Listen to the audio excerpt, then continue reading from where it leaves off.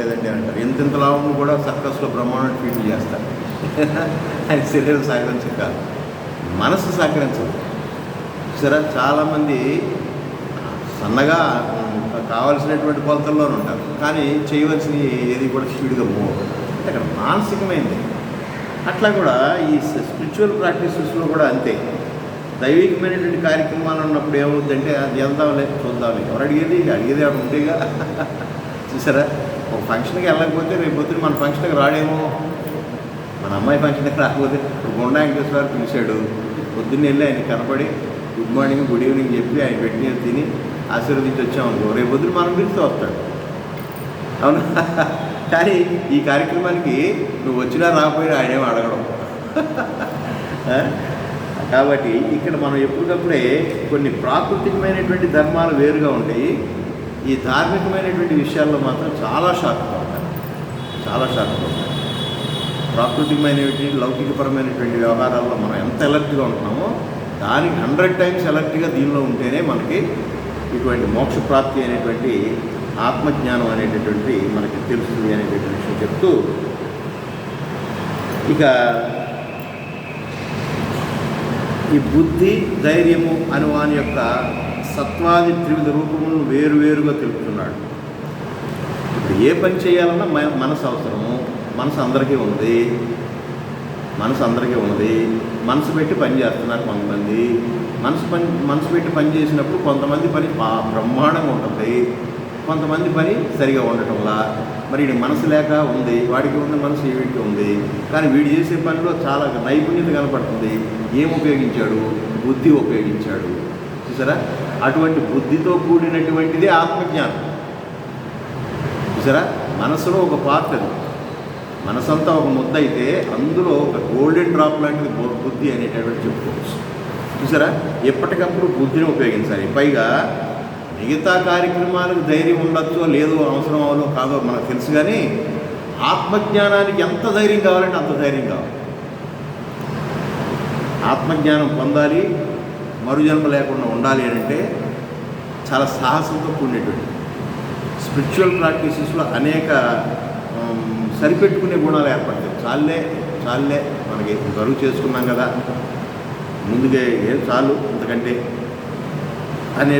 కానీ ఆత్మజ్ఞానికి చాలా ధైర్యంతో కూడి చొరవ ఉండాలి అనేటటువంటి విషయాలు చెప్తూ, అవి ఆ బుద్ధి ఏ విధంగా ఉంటుంది. బుద్ధిర్భేదం ధృతేశ్చైవ గుణతస్త్రివిధం శృణు ప్రోచ్యమానమశేషణ పృథక్త్వేన ధనంజయ. ఓ అర్జున, బుద్ధి యొక్కయు ధైర్యం యొక్కయు భేదమును గుణములను బట్టి 3 విధములుగా వేరువేరుగా సంపూర్ణంగాను చెప్పబడుతున్నది.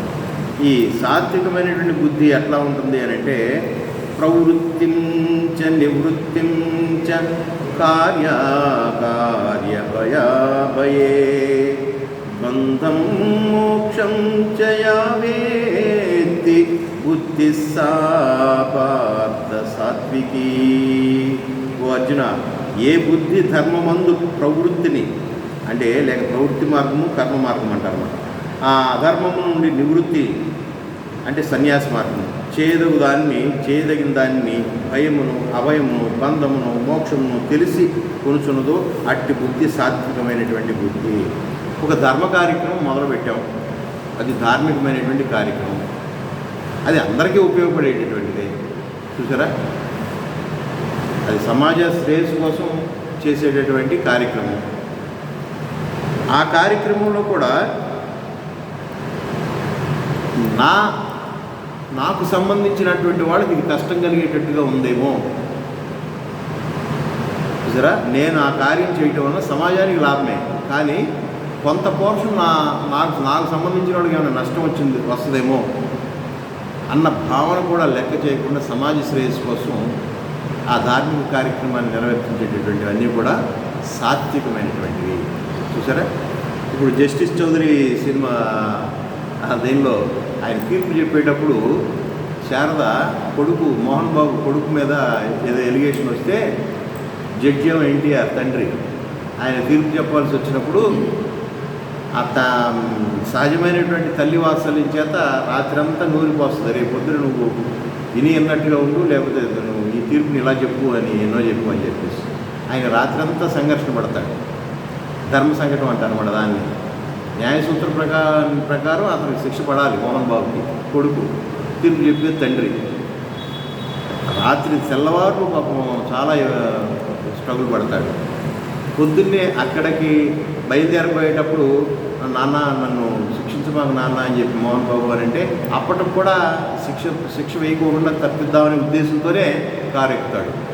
కానీ ఎప్పుడైతే ధర్మపీఠం మీద కూర్చున్నాడో మొత్తం మర్చిపోయి ఏదైతే పద్ధతి ఉందో ఆ న్యాయం ప్రకారం తీర్పు చెప్తాడు. చూసారా, ఇది ఎందుకు వచ్చింది అని అంటే అది ఒక రోజుతో వచ్చేది కాదు. బై ప్రాక్టీస్ అటువంటి వాల్యూస్ కలిగినటువంటి జడ్జి ఆయన. చూసారా, ఎంత కాదనుకున్నా మళ్ళీ ధర్మం వైపు వెళ్ళిపోతాడు.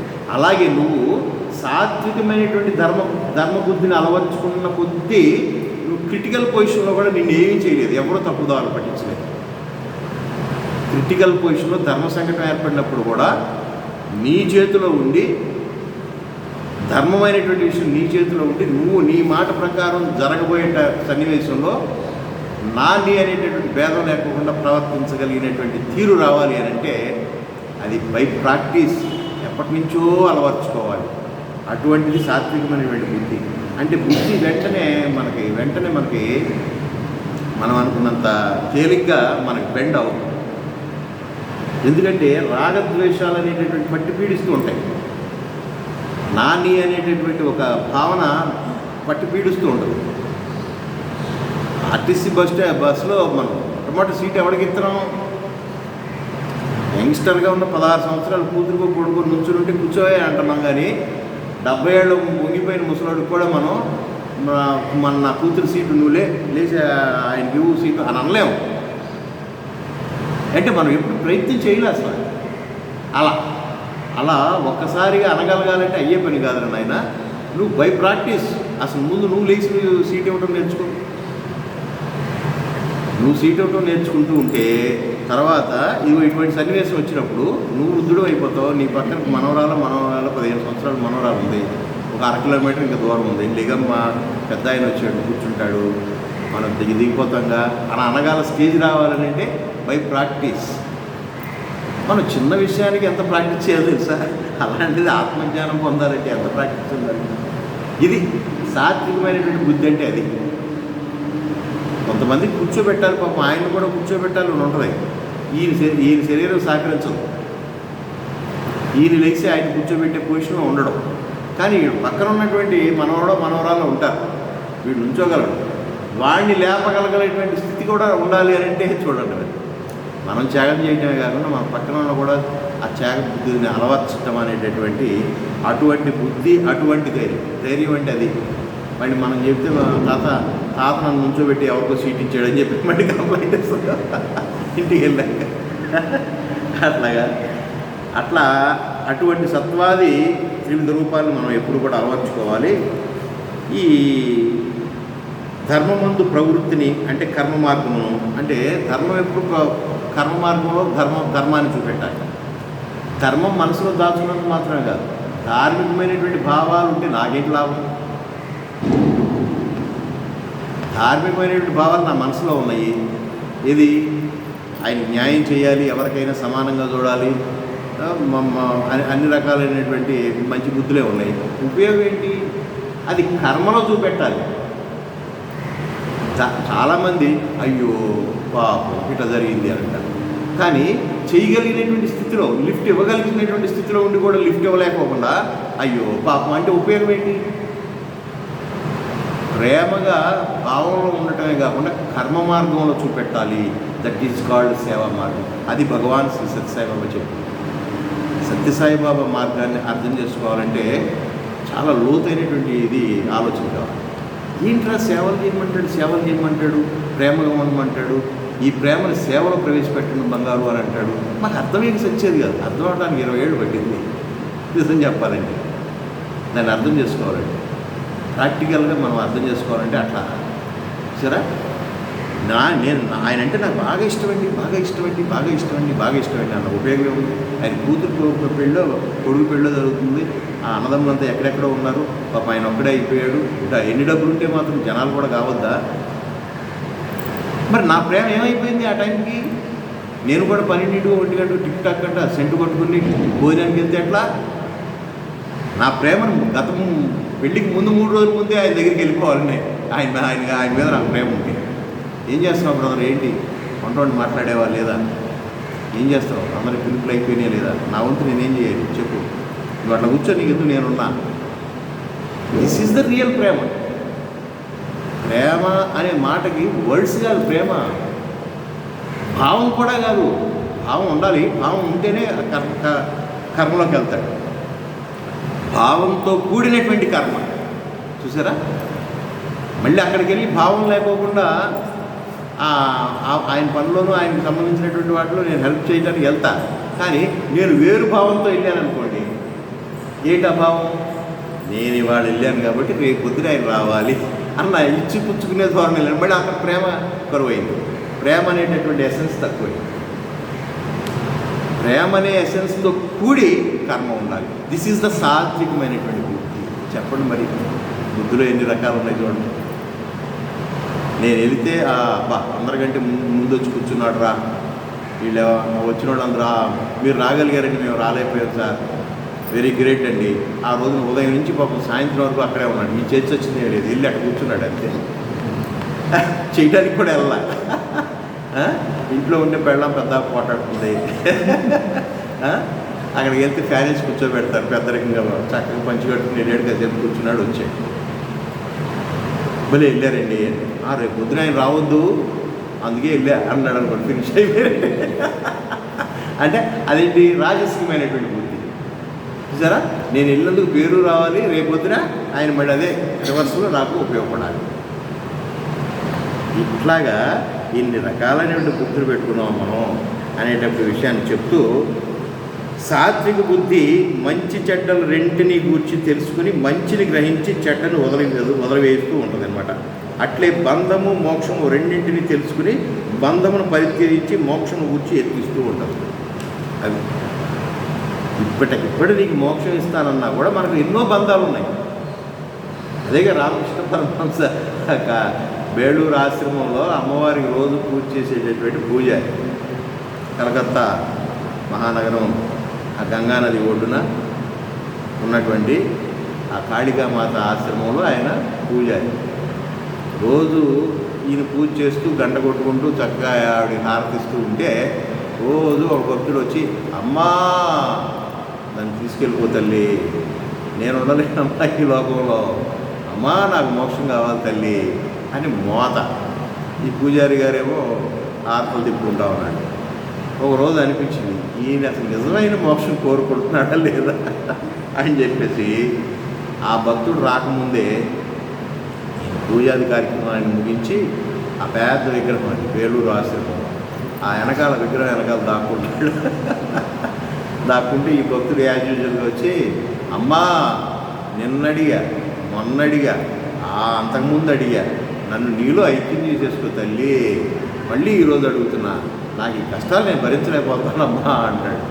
అనేటప్పటికి ఆయన చక్కగా స్వరం మార్చి ఆడగొద్దుతో అమ్మవారు మాట్లాడినట్టుగా, రానాయన నీకోసమే చూస్తున్నాను, రానాయన నిన్ను ఎప్పుడు ఐక్యం చేసుకుందామని చూస్తున్నాను, ఈరోజు నిన్ను ఐక్యం చేసుకుంటాను, రానాయన నా విగ్రహాన్ని కౌగులించుకొని ఆయన నాలో ఐక్యమైపోతావు అని సౌండ్ ఇస్తాడు వెనకాల నుంచి. అమ్మా ఒక్క 6 నెలలాగమ్మా మా మనవాడు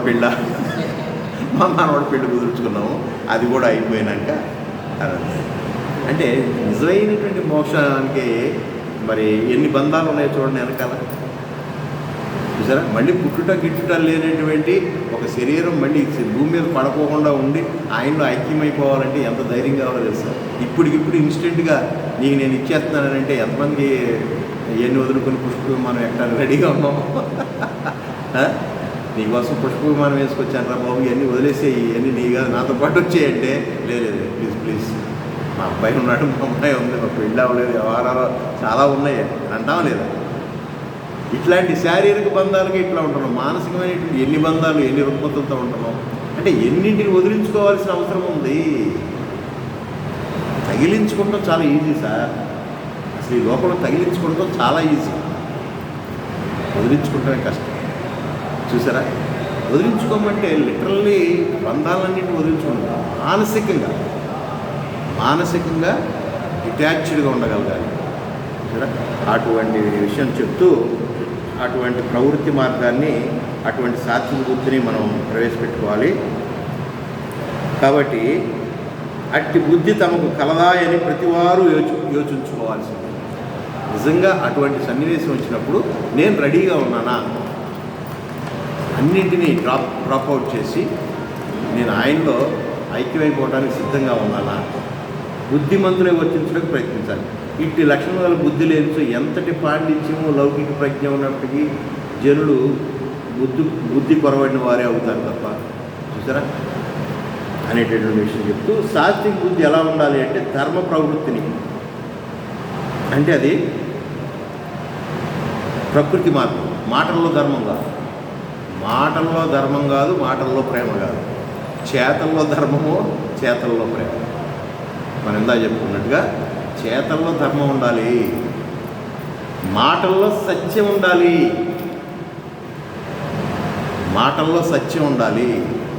చేతల్లో ధర్మం ఉండాలి. సరే, ఆ విధంగా ముందుకు వెళ్ళాలని చెప్తూ, చేయదగిన దానిని చేయదగని దానిని, భయమును అభయమును, బంధమును మోక్షమును, వీటిని చక్కగా తెలుసుకోగల బుద్ధియే సాత్విక బుద్ధి. ఇది హంస గనక నీళ్ళని పాలనించి నీళ్ళని వేరు చేసినట్టుగా మనం ప్రతి దానిలోనూ కూడా మంచిని వదిలేసి చెడుని వదిలేసి మంచిని పక్కకి జరిపి చూడగలిగినటువంటి సూక్ష్మ దృష్టి ఉండాలి. చూసారా, అట్లాగా ఇక రాజస బుద్ధి తెలుపుతున్నాడు. యయా ధర్మమధర్మంచ కార్యం చాకార్యమేవ చ అయదావత్ ప్రజానాతి బుద్ధి సా పార్థ రాజసీ. ఓ అర్జున, ఏ బుద్ధి చేత మనుజుడు ధర్మమును అధర్మమును చేయదగిన దానిని చేయరాని దానిని ఉన్నది ఉన్నట్లుగా గాక మరి ఒక విధముగా లేదా పొరపాటుగా తెలుసుకొనుచున్నాడో ఆ బుద్ధి రాజసికమైనటువంటి బుద్ధి. అదే మనం చాలాసార్లు అనుకున్నాం, దాన ధర్మాలు చేయాలనుకున్నాడు, మంచిదే. దాన ధర్మాలు చేసేటప్పుడు ఎప్పుడు చేయాలి, ఎలా చేయాలి అనుకున్నాం. వాడికి ఎవరికి అవసరమైనప్పుడు కాదు, నా అవసరాలతో నేను చేయాలి. ఎప్పుడు నా అవసరం, నేను చేసేటటువంటి ఈ ప్రక్రియ అంతా కూడా ఆ ఎలక్షన్కి ముందో జరగాలి, పేపర్లో పడాలి, నేను అడ్వర్టైజ్ అవ్వాలి. దాన ధర్మం మంచిదే, కానీ దానిలో పేరు కోరుకుంటున్నాడు, ఏదో ఒక హిడెన్ ఎజెండా పెట్టుకుని చేస్తున్నాడు. దిస్ ఈజ్ కాల్డ్ రాజసికమైనటువంటి. ఏ పని చేసినా కూడా ఇచ్చి పుచ్చుకుని బేరాలు ఆడే పరిస్థితి ఉంటుంది. దేవుడి దగ్గర కూడా ఇలాగే ఉంటుంది. ఇది మనం దేవుడికి సంబంధించినటువంటి విషయాల్లో కూడా, దైవికమైనటువంటి విషయాల్లో కూడా మనం బేరాలు అనుకుంటాం కదా. మొక్కులంటే ఏంటి? అవేగా మొక్కులంటే అవి కాదా? 7 వారాలు ఎక్కడికది 2 వారాలు అయినాయి.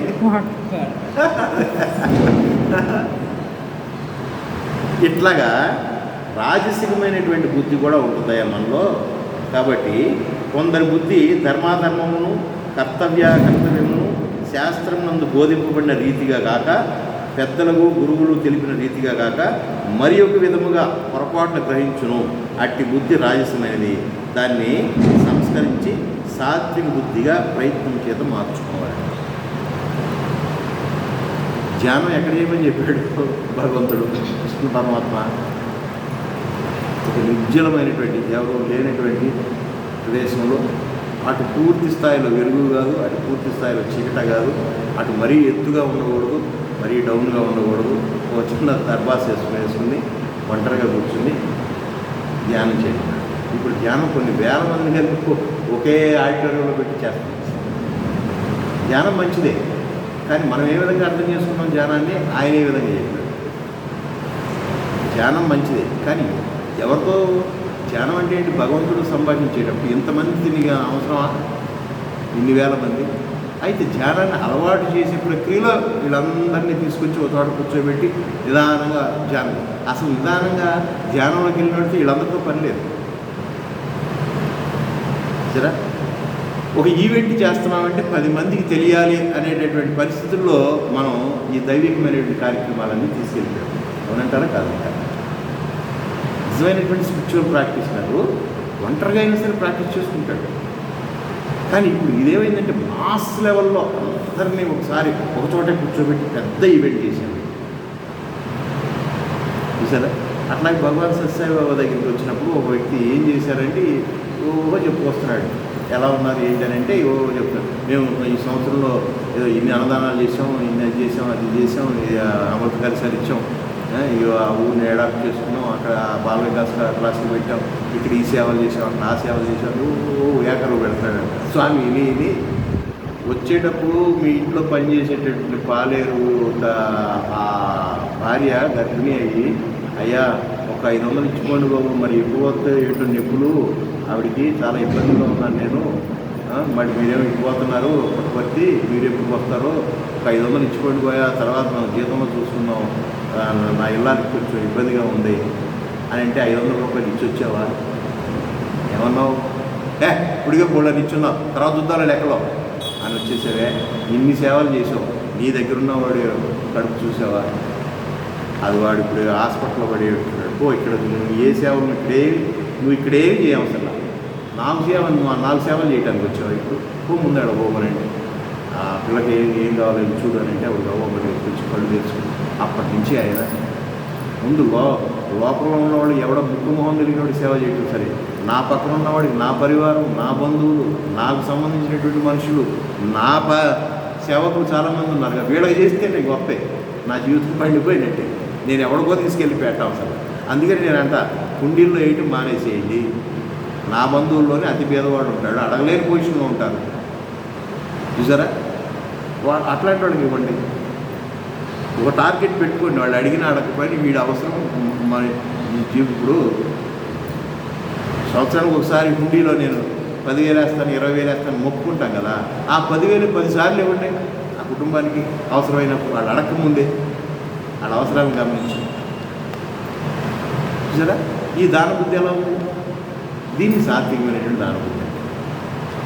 10,000 ఒకసారి హుండీలో వేసి ఫోటో తీసి పేపర్లో వేయించుకునే కంటే వాడి అవసరాన్ని గమనించి అదే 10,000 ఇచ్చామనుకోండి, అది సాత్వికమైనటువంటి, అది కావాలంటున్నాడు. అది నేను డిఫరెన్స్ కోసం ఈ ఉదాహరణ చెప్తున్నాను, కానీ మనకు అర్థం కావాలంటే అన్నీ మంచిగానే కనబడుతున్నాయి. ఏది రైట్ వే? చూసారా? ఏది రైట్ వేలో ఉన్నామా మనం అనవసరమైనటువంటివన్నీ చేస్తున్నామా? చూసారా? అట్లాగా మనం ఎప్పటికప్పుడు జడ్జి చేసుకోవాలి అని చెప్తూ ఈ రకమైనటువంటి కర్తవ్యము శాస్త్రమునందు బోధింపబడిన రీతిగా, పెద్దలకు గురువులు తెలిపిన రీతిగా మరి ఒక విధముగా పొరపాటుగా గ్రహించుతూ అట్టి బుద్ధి రాజసమే, దాన్ని సంస్కరించి సాత్వికమైన బుద్ధిగా ప్రయత్నం చేసుకోవాలి. కాబట్టి మనం కొన్ని తెలిసి కొన్ని తెలియక కొన్ని చేస్తుంటాం, అది పెద్దలు ఏం చెప్తున్నారు, శాస్త్రం ఏం చెప్తుంది అనే దాని ప్రకారం కూడా మనం పోవాలి. కాబట్టి రాజస బుద్ధి అంటే ధర్మమును అధర్మమును కర్తవ్యమును అకర్తవ్యమును ఉన్నది ఉన్నట్టుగా కాక పొరపాటుగా తెలుసుకునే బుద్ధి రాజస బుద్ధి అయి ఉన్నది.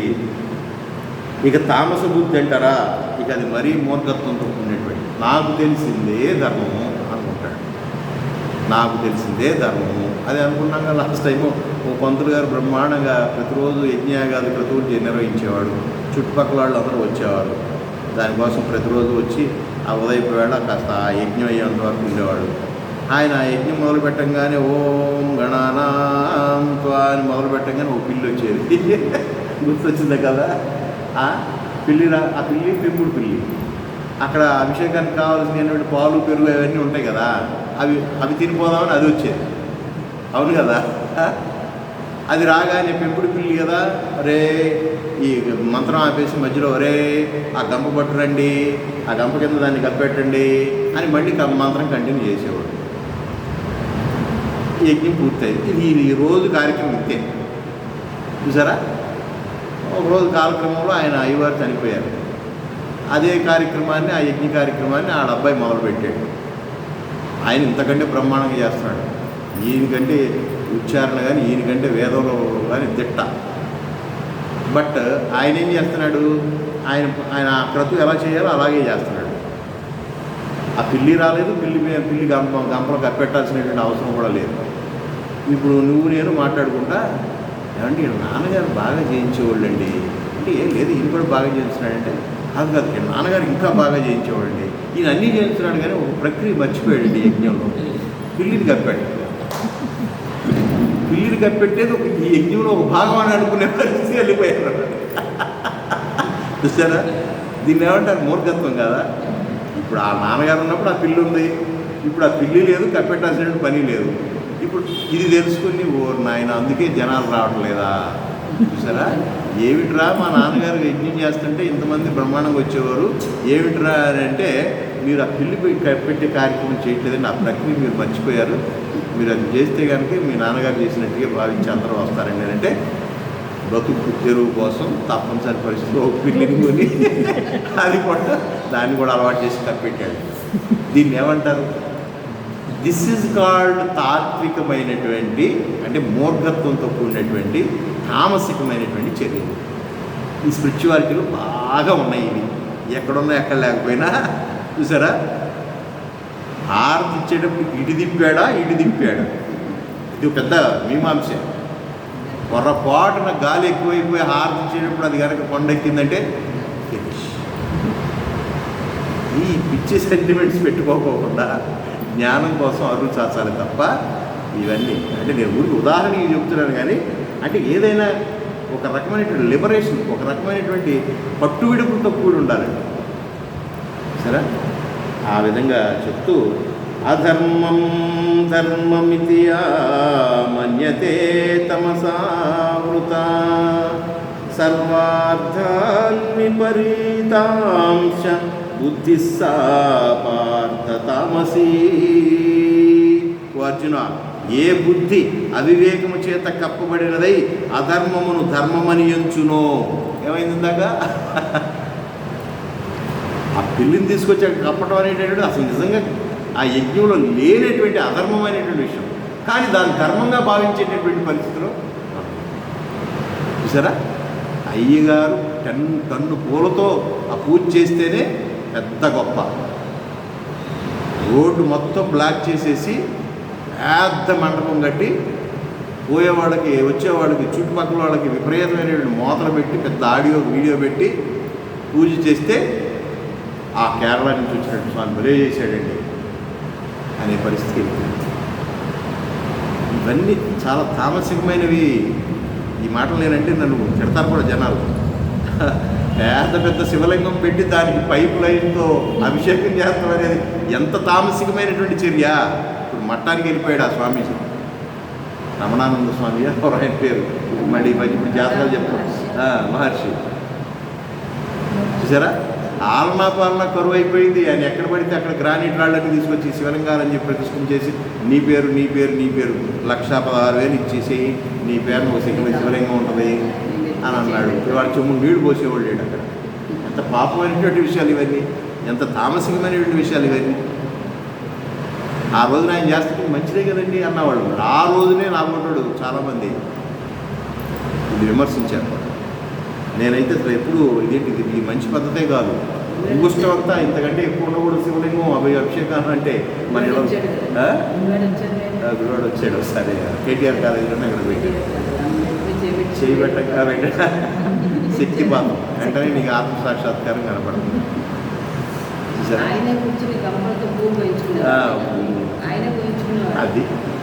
అది తామసికమైనటువంటి బుద్ధి. చూసారా? ఇలాంటి చాలా ఉంటాయి. ఈ మోసపోయి మనం ఇలాంటి వాళ్ళు చుట్టూ తిరిగి జీవితం నాశనం చేసుకునే వాళ్ళు కూడా ఉంటారు. ఇలాగా తామస బుద్ధి గలవానికి అంతయు తలకిందులుగానే కనపడదు. అది అతను ఏం చేసినా మంచి అనుకుంటాడు.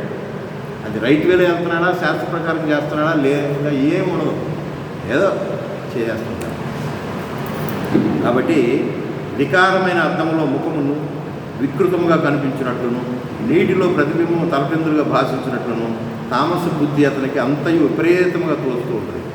సర్వార్థ అని చెప్పినందువల్ల ఒక విషయం కాదని నిత్య జీవితంలో ప్రతి విషయమును అతనికి విరుద్ధముగా కనపడుతూ ఉంటుంది. దీనికి అంతటికీ కారణం ఏమిటి? తమసావృత బుద్ధి అవిద్య చేత, అజ్ఞానం చేత, అవివేకం చేత కప్పబడినటువంటి. కాబట్టి ఎప్పటికప్పుడు మనం చేస్తున్నటువంటి ప్రక్రియ కానీ, ధ్యానం కానీ, మన మనస్సు కానీ ఏ విధంగా ఉన్నది, తామసికమైనటువంటి అలవాటుతో ఉన్నదాన్ని వదిలించుకోవాలి, సాత్వికమైనటువంటి బుద్ధిని ప్రవేశపెట్టాలి. ఏదైనా సరే మనం దాని కారణాన్ని అన్వేషిస్తూ ఉండాలి. కాబట్టి లేని దేహము జగత్తు వారికి ఉన్నట్టు చూపట్టు ఉన్న ఆత్మ లేనట్లు కనిపిస్తుంది. మనం అంతా కూడా అదే పద్ధతిలో ఉన్నాం. మనం దేహభ్రాంతితోనే ఉన్నాం కానీ ఆత్మభ్రాంతితో లేము. అదే యథావాత చెప్పబోతున్నాడు. మనం కూడా తామసికమైనటువంటి బుద్ధి నుంచి ఆ సాత్వికమైనటువంటి బుద్ధికి ఎదగాలి. అంటే నేను ఈ దేహము కాదు, నేను ఆత్మను అనేటాడు. సరే, నేను ఈ చొక్కా కాదు, చొక్కా నాదే, బట్ నేను ఈ చొక్కా కాదు. ఇది డిఫరెన్స్. అంతే కదా, ఈ షర్ట్ నేను కాదు కానీ షర్ట్ నాదే. అట్లాగే ఈ దేహం నేను కాదు కానీ ఆత్మకు సంబంధించిన దేహం ఇదే. నేను అనేది సపరేట్గా ఉండాలి. ఆత్మ అనేటటువంటి ఒక భావన మనం ఎప్పుడు డెవలప్ చేసుకోవాలి. దుఃఖభూయిష్టములైనటువంటి విషయభోగములు వారికి సుఖకరములుగా తోచును, పరమానందదాయకంగా ఉంటుంది. ఎవరినైనా కష్టపెట్టడం ఇటువంటి బుద్ధి ఉన్న వాడికి బాగా ఇష్టం. అట్లాగే రక్తమాంసమయమగు క్షణిక దేహమందు వారు సౌందర్య బుద్ధి కలిగి ఉందరు, సచ్చిదానంద ఘనముకు శాశ్వత పరమాత్మ యందు ఏ బుద్ధిని చూడరు. చూసారా, అక్కడ మనసులో ఉన్న బుద్ధి, మనసులో ఉన్నటువంటి జాలి, దయ, ఆ మంచి ఆ సద్గుణాలు ఇవన్నీ అవసరాలా. అవి చూడరు. దేహం బాగుందా లేదా, దేహం నీట్గా ఉండి ఎంత ఆరోగ్యంగా ఉండి చక్కగా ఎర్రగా బుర్రగా ఉండి కర్లింగ్ హెయిర్ ఉండి చక్కగా ఆజానుబాబుడై ఉండి ఆయన పరమ నికృష్టమైనటువంటి డేరా బాబాలాగా ఎన్ని పనులైనా చేయొచ్చు. చూసారా, కాబట్టి అట్లాగా మనం రక్తమాంసంతో కూడినటువంటి దేహానికే ఎక్కువ ప్రిఫరెన్స్ ఇస్తున్నాం కానీ ఆ మనసు, ఆ బుద్ధి, దానికి మరి మనం పెద్దపీట వేయాలి కదా అని అడుగుతున్నాడు. ఇవన్నీ చెప్పడం ఎలా? ధర్మమును అధర్మముగా చూస్తూ ఉంటున్నారు ఈ రోజుల్లో. ఎక్కువైపోయింది. ఏది ధర్మమో ఏది అధర్మమో చూసే పొజిషన్ లేదు. చూసారా, ఇది ధర్మము ఇది అధర్మము అని మనం అసలు డిస్క్రిమినేషన్ విడిగా చోట్ల ఏది అందరూ నలుగురితో నారాయణ అనే పరిస్థితిలోకి వెళ్ళిపోయింది.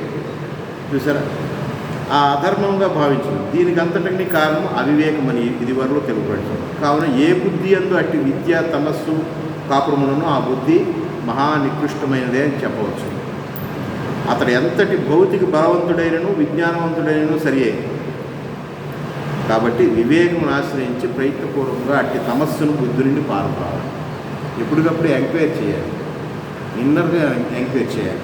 నేను నాలో ఎంత ప్యూరిటీ ఉంది. వేరే వాడు జడ్జ్ చేయడం ఈజీగా చేస్తాం. వాడు మంచిదంటాం, మంచిది కాదంటాం, ఇదంటాం, అదంటాం, ఇదంటాం. అసలు నేనేంటి? ఎప్పుడైనా నిన్ను నువ్వు ప్రశ్నించుకున్నావా? ఇదంతా మనం ప్రశ్నించుకోవాలి అనేటువంటి విషయాన్ని చెప్తూ, ఈ తామస బుద్ధి ఎట్టిది అంటే అవివేకం చే కప్పబడినదై అధర్మము ధర్మములను సమస్త పదార్థములను విరుద్ధములుగాను గ్రహించినట్టు బుద్ధి అయి ఉన్నది. కాబట్టి ఈ 3 విధములకు ధైర్యం గురించి చెప్పబోవు. మొదట సాత్విక ధైర్యం. ఈ ధైర్యం కూడా అంతే. ఇందులో కూడా 3 రకాలైనటువంటి ధైర్యం.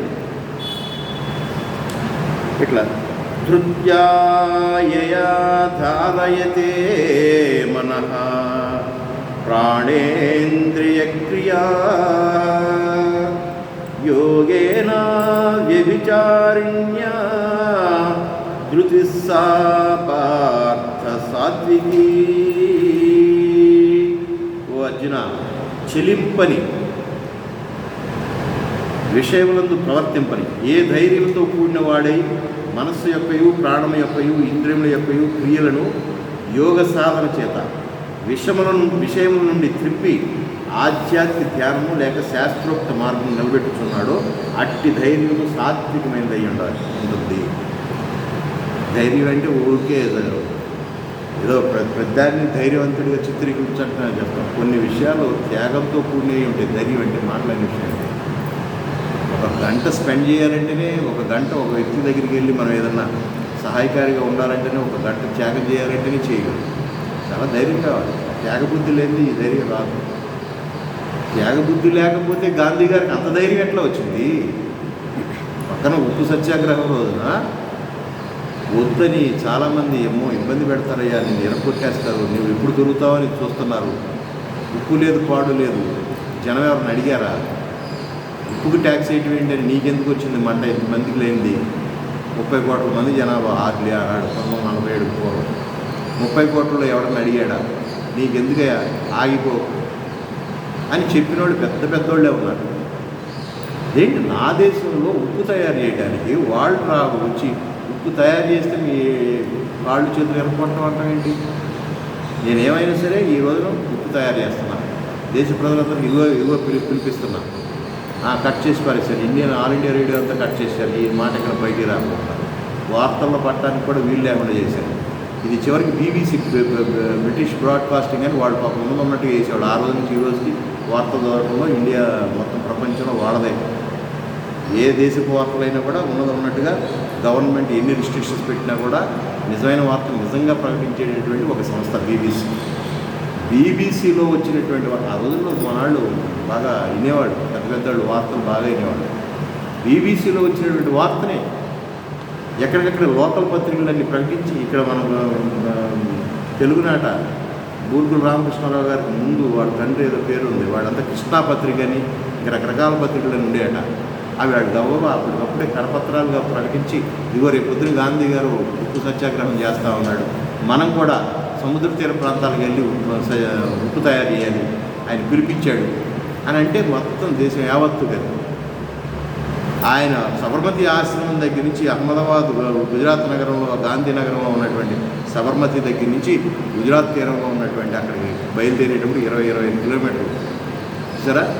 ఒక విడతేమో సైన్యం వచ్చి కొట్టారు, ఒక విడతేమో గుర్రాలతో వేసుకొచ్చి గుర్రాలతో తొక్కిచ్చారు. ఆఖరిగా ఇంకొక కిలోమీటర్ దూరంలో ఇంకా సముద్ర తీరం వస్తుందనగా రక్తం వాడుతూ ఉందన్నమాట. చాలామంది ఆయన ఉన్న వెనకాల ఉన్న వాళ్ళందరూ జారిపోయారు. చూసారా, గట్టిగా 25 మంది దెబ్బలు తిరిగి కొన్ని వందల వేల మంది బయలుదేరినాడు, చివరికి 25 మంది 30 మంది మిగిలారు. ఇంకా కొట్టేవాడు ఆ పోలీసులకు కూడా జాలి కలిగే పరిస్థితి అన్నమాట. అలాగే ఆ రక్తం ఓడుతున్నటువంటి చేతులతో వెళ్ళి సబర్మతి అహ్మదాబాద్ నగరంలో ఆ సముద్ర తీరంలో ఉప్పు తయారు చేసి ఆ ఉప్పు కడికలను ఇలా పట్టుకుని, ఇదిగో నా దేశ ఉప్పు అని చేయెత్తి ఇలా చూపెట్టినటువంటి ఆ రోజున ఆ ఫోటో చూస్తే ఇవాళ కళ్ళ ముందు ఎక్కడి నుంచి వచ్చింది ధైర్యం? దిస్ ఈజ్ కాల్డ్ సాత్వికమైనటువంటి ధైర్యం.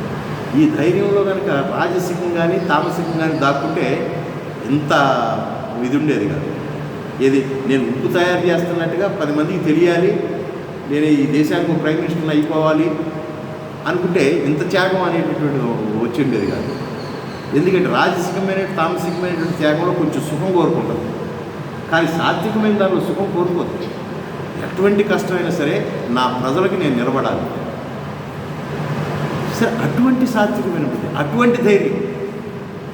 గాంధీ గారు ఏమన్నా ఫిరంగులు కాల్చగలడా, లేకపోతే అణుబాంబులు తయారు చేయగలడా, లేకపోతే 10 మందితో కత్తిపుచ్చుకుని యుద్ధవీరుడిలాగా చేయగలడా? ఇదిగా అది కాయంతో కూడినటువంటిది, కండబలంతో కూడినటువంటిది. కానీ ఆయన బుద్ధి బలం, అది సాత్వికమైనటువంటి బుద్ధి, అది సాత్వికమైనటువంటి ధైర్యం. చూసారా, ధైర్యంలో కూడా 3 రకాలు ఉంటాయనంటే ఏమిటి అనుకున్నాం? త్యాగంతో కూడినటువంటి ధైర్యమే ధైర్యం. అటువంటి ధైర్యం ఉండాలని చెప్తూ, ఏ బుద్ధి చేత దుర్బుద్ధి యొక్క మనుజుడు అట్లాగా చెప్తూ ఎన్నోది వచ్చాను, ఎన్నోది చదివాను, 32 చదివాను. కాబట్టి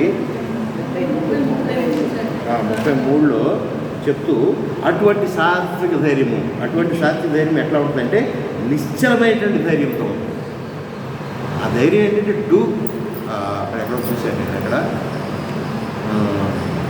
డెహ్రాడూన్ సైనిక్ స్కూల్ మీద ఒక స్లోగన్ చూసి, do or die but don't ask why అని ఉంటుంది. చెయ్యి లేక చావు, ఎందుకు అని మాత్రం అడగమను. మిలిటరీ స్లోగన్ ఎలా ఉందో, do or die but don't ask why. నేను ఇప్పుడు ఎన్సీసీ టైంలో ఏఎన్ఆర్ కాలేజ్ చదువుతున్నప్పుడు ఇంటర్మీడియట్ సెకండ్ ఇయర్లో ఉన్నా కానీ డిగ్రీ ఫస్ట్ ఇయర్లో ఉన్నా అక్కడ తీసుకెళ్ళాను. ఆ ఫస్ట్ స్లోగన్ అట్లాగా ఆ సాత్వికమైన ధైర్యానికి అంత బలం ఉంటుంది. ఎందుకంటే సాత్వికమైన ధర్మం ఆ ధైర్యంలో దేశ క్షేమం ఇతరుల క్షేమమే తప్ప అతని క్షేమం చూసుకోవాలి. కార్గిల్ వార్లో నువ్వు ఎంత చచ్చిపోతావురా, నువ్వు వెళ్ళమాకు, మిగిలిన 3,000 మంది చచ్చిపోయాము, ఉన్నది 3 ఆఫ్టర్ ఆల్. వాళ్ళు ఆల్రెడీ కార్గిల్ కొండలు పైకి ఎక్కేసి కూర్చున్న పాకిస్తాన్ సైన్యం కొన్ని సంవత్సరాల నుంచి నిదానంగా కావాల్సిన యామినేషన్ అంతా, కావాల్సిన బాంబులు, కావాల్సిన రాకెట్ లాంచెస్ ఇలాంటిదంతా పైకి తీసుకెళ్ళి రెడీగా పెట్టుకుంది. మన ప్రదేశంలోకి వచ్చి మన ఇండియాలో ఉన్నటువంటి కార్గిల్ కొండల్ని వాళ్ళు ఆక్యుపై చేసుకున్న విధానం కొన్ని సంవత్సరాల పాటు దొంగచాటుగా ఆ హిమాలయ పర్వతాల సానువుల్లో నుంచి వచ్చి మన వాళ్ళ కళ్ళు కప్పి సింగిల్గా సంవత్సరాల పాటు పైకి వెళ్ళిపోయారు, ఆక్యుపై చేసేసుకున్నారు. అప్పుడు కింద నుంచి మన వాళ్ళు పైకి వెళ్ళి వాళ్ళని తరమాలి. పైనుంచి గడ్డేయటం ఈజీనా, కింద నుంచి గడ్డేయటం ఈజీనా? ఎంత కష్టం తెలుసు. కింద నుంచి కొన్ని వేల మంది ఈ సైన్యం, ఇండియన్ సైన్యం పైకి వెళ్ళి వాళ్ళని పట్టడానికి ప్రయత్నం చేస్తుంటే వాళ్ళు సింపుల్గా ఒక బాంబుతో కొన్ని 100 మందిని చంపేసేవారు. చివరికి 30 మిగిలారు. బీహార్ రెజిమెంట్కి సంబంధించినటువంటి అతని పేరేదో ఉంది. ఇక 3 మిగిలాము. మనం ఇంతమంది ఇంకా కొన్ని వేల మంది ఉన్నట్టున్నారు పైన.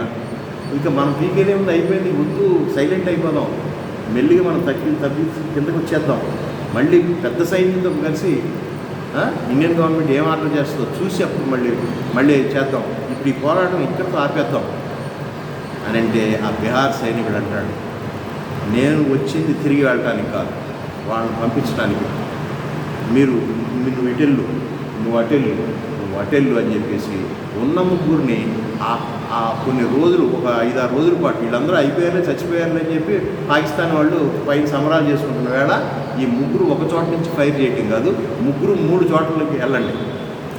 మీరు జస్ట్ ఈ మూల నుంచి నువ్వు ఫైర్ చేయి, ఆ మూల నుంచి ఆయన ఫైర్ చేస్తాడు, నేను చేసే కార్యక్రమం నేను చేస్తాను అని చెప్పేసి వాళ్ళందరికీ వీళ్ళిద్దరిని నచ్చజెప్పి ఆ కార్గిల్ యుద్ధంలో వీరుడు పోరాటం తీరు ఏంటంటే, వీళ్ళు వెళ్ళి ఇటు ఫైర్ చేస్తూ ఉంటే ఆ పైన ఉన్న సైన్యం ఇదేంటి అందరూ చచ్చిపోయారు అనుకున్నాం, అమ్మో ఇటు నుంచి వస్తుంది కావాల్సి ఇండియన్ ఆర్మీ అంతా ఊరు నాయన అని చెప్పి మొత్తం ఫోకస్ అంతా ఇటు పెట్టారు. ఇప్పుడు ఆయన ఏం చేశాడు, ఇటు నుంచి ఎక్కేసేసి వెనక నుంచి వెళ్ళి వీళ్ళందరినీ ఆ పైన ఉన్న వాళ్ళందరినీ చంపేశాడు. ఒకే వ్యక్తి కొన్ని 100 మందిని చంపేశాడు. సరే, ఆ సాత్వికమైన ధైర్యమే పోరాటాన్ని ఇచ్చిన. నా భూమి కోసం, నా నేల కోసం నేను ఏమైనా చేయాల్సింది, నేను వెనక్కి వెళ్ళడానికి వీలు లేదన్నాడు. బుద్ధిని ఉపయోగించాడు. వాళ్ళిద్దరిని వేరు చోట్ల నుంచి ఆపకుండా ఫైర్ చేయండి, మీ దగ్గర ఉన్నాయన్నీ అవతలడికి తగులుతుందా లేదా లేదు అంటే అటు నుంచి చాలామంది వస్తున్నారు అన్న భావన కలగజేయండి అన్నాడు. చూసారా, ఆ పైన ఉన్నవాడంతా ఇటు అన్ని కాపులాలు మానేసి ఎటైతే ఫైర్ వస్తుందో అటు పరిగెత్తాడు. ఈయన వెనక నుంచి ఎక్కేసి పైనుంచి ఈయన దగ్గర ఉన్నాయన్నీ ఉపయోగించి చాలా ఈజీగా చంపేశాడు. అటువంటి యోధుల యొక్క ధైర్యం ఎలా ఉంటుంది, ధర్మం వాడు చేయటానికి ఎంత పోయాననే అటువంటి సాత్వికమైనటువంటి ధర్మంతో కూడినటువంటిదే ధైర్యం అయ్యా. ధైర్యం అంటే ఊరికి 10 మందిని ఏదో అంటేసుకున్నారు, రౌడీలను అంటేసుకుని, లేదా బౌన్సర్లని చుట్టూ బౌన్సర్లను పెట్టుకుని, ఇప్పుడు ప్రతివాడు సినిమా యాక్టర్ దగ్గర నుంచి రాజకీయ నాయకుల వరకు కూడా బౌన్సర్లను పెట్టుకుంటున్నారు చూడండి. బాగా కండల వీరులు చుట్టూ పెట్టుకుని బ్లాక్ డ్రెస్ వేసి అవన్నీ చూస్తున్నప్పుడు ఇటువంటి సైనికుల ముందు వాళ్ళు ఎంత అనిపిస్తుంది చూడండి. ఇటువంటి మేకప్లు, ఒక సినిమా యాక్టర్ దిగాడు అంటే ఆడు చుట్టూ పెద్ద బౌన్సర్లు, ఆయన ముట్టుకుంటానికి ఎత్తి ఈడు తోస్తూ ఉంటాడు. అయినా కానీ ఇది సిగ్గు శరం లేకుండా ఆ చిరంజీవిని ముట్టుకుంటే వీడికి ఏమంటుందో, ఆ బాలకృష్ణ ముట్టుకోపోతే వీడికి ఏమంటుందో, వీడు ఎగబడే వాడిని ముట్టుకుంటాం, వాడేమో తోసేయటం ఆ బౌన్సర్లు. వెళ్ళేవాడు తప్పు, ఆ రాజస్వం మెయింటెనెన్స్ చూడండి వాడు. ఇప్పుడు రాజకీయ నాయకులు కూడా అట్లాగే బౌన్సర్లు అట్లాగే హీరోయిన్లు అంటే నరికి చంపేస్తారని చెప్పి ఆ అమ్మాయి పెట్టుకోవటం. ఏదైనా షాప్ ఓపెనింగ్ వస్తే దాని మీద ఎగబడి వస్తారు. ఆ అమ్మాయి కూడా పెట్టుకోవాల్సి వస్తుంది, బౌన్సర్లు పెట్టుకుని షాపింగ్ మాల్స్ ఓపెనింగ్ వాటికి వస్తాం. ఇట్లాగా ఈ రకమైనటువంటి సాత్విక ధైర్యాలు ఎలా అవుతాయి? ఇది సాత్విక ధైర్యం. సాత్విక ధైర్యంలో ఏం దాగి ఉన్నది అంటే త్యాగ బుద్ధి దాగి. ఆ త్యాగ బుద్ధి లేకపోతే ఎవరికి అంత ధైర్యం లేదు. త్యజించాడు అనమాట. అది రైట్ వేలో త్యజించుండాలి. ధర్మబద్ధంగా అది రాజ్యక్షేమం కోసం, 10 మంది క్షేమం కోసం ఆ త్యాగ బుద్ధి వచ్చిందో దాన్ని సాత్వికమైనటువంటి బుద్ధి, ధైర్యం అని అన్నారు. అట్లాగా ఇక్కడ యయాతు ధర్మ కామాయతే అర్జున ప్రసంగేన ఫలాకాంక్షీ ధృతిస్సా పార్థ రాజసీ. ఏ ధైర్యంతో మనుషుడు ఫలాపేక్ష గలవాడై ధర్మమును అర్థమును కామమును మిగుల ఆసక్తితో ఉండునో అట్టి ధైర్యము రాజసమై ఉన్నది.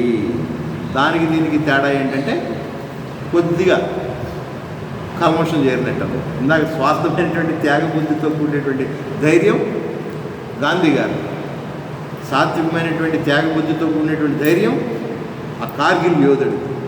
కానీ ఇక్కడ కూడా ఉంది, ధైర్యంతోనే చేస్తాడు, ఎవరు చేయలేని పనులే చేస్తాడు. కాకపోతే ఇక్కడ కొంచెం పేరు ప్రఖ్యాతులు ఇవి కోరుకుంటాడు. చూసారా, ఏ ధైర్యంతో మనుషుడు ఫలాపేక్ష గలవాడై అంటే వెనకాల ఏదో నాకు ఇది చెందాలి, ఫలాన్ని ఆశిస్తాడు. మరి ఆ కార్గిల్ యోధుడు ఏం ఆశించాడు? పాపం పోతే పోయాను అనుకున్నాడు అంతే. తర్వాత సంగతి ఏం వస్తుందో అని దాని గురించి ఆలోచన లేదు. అసలు ఆ లాభ నష్టాల గురించి ఏమీ ఎస్టిమేషన్ లేదు. మరి అట్లా లాభ నష్టాల గురించి ఎస్టిమేషన్ చేస్తే అల్లూరి సీతారామరాజు ఏనాడో లోకిపోయాడు. ఎన్నో వందల సార్లు అల్లూరి సీతారామరాజుకి, మన్యం వీరుడైనటువంటి అల్లూరి సీతారామరాజుకి బ్రిటిషర్స్ ఆశలు చూపెట్టారు. నువ్వు వచ్చేవా బాబు, ఈ 100 ఎకరాలు నీదే, ఇదిగో ఈ సామంతరాజు ఈ కోయిగూడాలన్నీ నువ్వే ఏలుకుందు కానీ, మాకేదో మినుము కప్పం కడుగు కానీ నువ్వే సామంతరాజులాగా ఉండు కానీ, నువ్వు లొంగిపో అని ఎన్నోసార్లు బ్రిటిషర్లు. మరి ఆయనలో ఏమాత్రం అటువంటి స్వార్థం ఉంటే లొంగిపోయేవాడు కానీ. చుట్టూ సైన్యం చేరి ఆయన పొద్దున్నే సూర్యుడికి అర్ఘ్యం సమర్పిస్తుండగా ఒక ఫైన్ మార్నింగ్ ఆ లోయలో చుట్టూ సైన్యం ఏర్పడి ఆయన్ని ఆ బాణాలతో చంపేశారు. సరే, కాబట్టి ఈ వీటిలో ధైర్యాన్ని అందరూ మనం ఇందాక అనుకున్నట్టుగా ఆ ప్రక్రియ అంతా కరెక్టే, కానీ ఆ పిల్లిగా పెట్టకపోవడం నేరం అన్నట్టుగా చూసారా. అట్లాగా ఈ ధైర్యాలన్నీ అబ్బా ఎంత ధైర్యవంతుడు అనుకుంటాం. ఈ ధైర్యం వెనకాల ఏమున్నది అని ఆలోచిస్తే వాడికి ఏదో ఫలాపేక్ష ఉన్నది. అది సాత్వికమైనటువంటి ధైర్యం కాదు. ఒక హిడెన్ ఎజెండా ఏదో ఉన్నది. అబ్బా ఏం ఖర్చు పెట్టండి, ఎంత ధైర్యం ఉండాలండి. ఎలక్షన్లో 50 కోట్లు 100 కోట్లు మనం ఖర్చు పెట్టిన రాము గారు 100 కోట్లు 150 కోట్లు ఏదో అన్నారు కదా. అట్లాగే చాలా చోట్ల చాలామంది ఎంత ధైర్యంతో ఖర్చు పెడతారు. మనం అయితే ఖర్చు పెట్టగలం అనుకుంటాం. దీని వెనకాల ఒక హిడెన్ ఎజెండా ఉండదు. ఊరికి ఖర్చు పెడుతున్నారా, అది కూడా దానికి కూడా ధైర్యం కావాలి కదండి అని అంటాం. ధైర్యం అంటే ఇదేనేమో అనుకుంటాం. కానీ ఇందాక మనం చెప్పినటువంటి గాంధీ గారి ధైర్యానికి ఈ ధైర్యానికి ఎంత డిఫరెన్స్ ఉంది.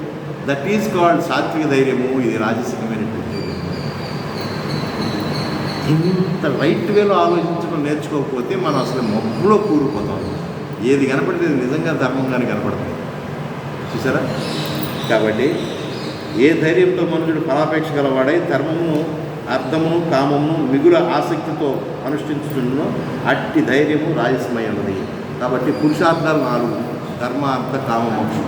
ఈ 4 కోసమే మన జీవితం. ఈ 4 సాధించడం కోసం మీరు ఏది తిప్పి ఆలోచించినా కూడా ఈ 4 కోసమే. పుట్టిన దగ్గర నుంచి చచ్చే వరకు ఈ 4 కోసమే. కాకపోతే ఇప్పుడు ఆ మొదట ఉన్నటువంటి ధర్మమును ఆఖరిలో ఉన్నటువంటి మోక్షాన్ని వదిలేసి మధ్యలో ఉన్నటువంటి అర్థము కామం ఈ రెండింటి కోసం ఏలాడుతున్నాం అనేది నిత్య సత్యమైనటువంటి విషయం అయి కూర్చొని. ఇప్పుడు ధర్మార్థాలంటే 4 కాదు, పురుషార్థాలు 4 కాదు, 2గా మారిపోయింది. చూసారా. ఈ 4ని 2గా తయారు చేసుకోమని చెప్పి భగవాన్ శ్రీ సత్యసాయి బాబా అంటారు. ఏమైంది, ఈ అర్థము కామము ఆయన ఎట్లా మార్చాడంటే, ఈ అర్థము ఏ విధంగా ఉండాలి, ధర్మబద్ధంగా ఉండాలి. ఈ కామం ఉండాలి ఏ విధంగా ఉండాలి, మోక్షానికి మార్గం చేసేటటువంటిదిగా ఉండాలి. అంటే కోరిక ఉండాలి. అది మోక్షాన్ని తెచ్చే విధమైనటువంటి కోరికలతో కూడిదై ఉండాలి. చూసారా. ధర్మము అనగానే చాలా అర్థాలు చెప్తాం.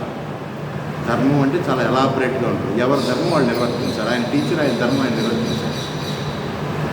నేను ఊరికి సంతకం పెట్టేసి ఎవరు చూడట్లేదు కదండి 12ంటికే ఇంటికి వచ్చేసి శుభ్రంగా 1 గంట పడుకుని 4ంటికల్లా చక్కగా స్నానం చేసి పౌండ్స్ పౌడర్ కొట్టుకుని తెల్లటి బట్టలు వేసుకుని వడ్డీ వ్యాపారం చేస్తారంటే టీచర్ ఎట్ట అవుతాడు. అలా చేసినట్టు ఉండాలి కదా. మున్సిపల్ స్కూల్ టీచర్స్ చక్కగా 3ంటికి స్కూల్ ఎక్కొట్టి వచ్చి ఆ రోజుల్లో కొంతమంది అందరూ కాదు, ఒక టీచర్ అనే కాదు, అలాగే ఒక డాక్టరు ఆయన ఒప్పుకున్నటువంటి కేసులు ఆయన శుభ్రంగా చేస్తే పెద్ద గొప్పే నిజంగా చెప్పాలి.